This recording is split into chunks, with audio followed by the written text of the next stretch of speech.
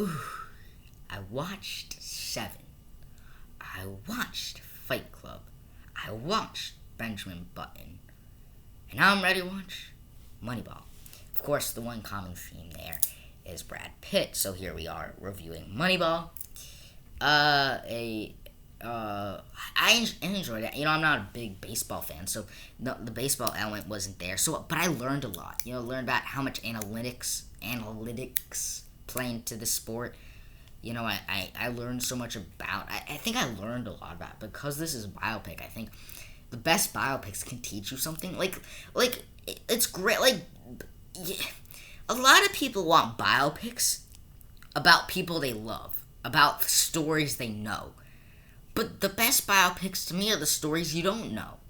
Like this story about, this underdog team winning, or not even winning, but coming close to winning at the end of the day. Those stories are stuff that I don't know. This story I don't know.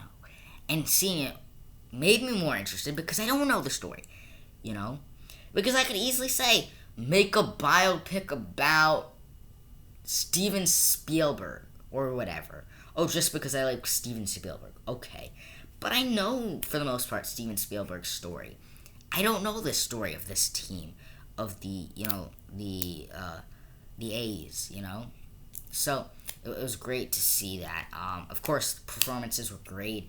At the first, I believe, the first time chronologically that I've seen, besides even this predates Parks and Rec. This film predates Parks and Rec. So seeing Chris Pratt in here, seeing, of course, Brad Pitt was great. Jonah Hill, mostly known as a comedian, actor.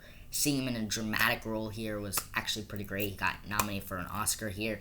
The elements of itself, the downfall, the struggle of this team from an athlete standpoint, but more again specifically from a organization standpoint, was great. And I love that they don't show the games, but they just show the score, and stuff like that, and what ultimately went down the game, and kind of slowly seeing the team go from still losing, but still, getting coached up. And what I love is it shows, what I love is it's a sports movie from a different angle. It's a sports movie from a different angle. Because whenever you watch a sports movie, you see it from the coach or the team getting stronger physically. But what I love about this one is you see it, the team getting stronger because they putting the right players at the right positions, when it fits. And this overall cast is great. The supporting cast is also great. I love the relationship between Brad Pitt and his daughter in this film was great. It really was, because I think that's kind of the emotional core of this film, because it really doesn't follow the team. It doesn't follow it follows the organization, but more specifically Brad Pitt's character and him coming in as general manager of a team and trying to really shape it up, and how he was victorious with the team. He made the team victorious by putting the right people at the right position at the right point. And it wasn't just him, Jonah Hill and all these characters, Philip Seymour Hoffman too, seeing all these people culminate together for this great film. I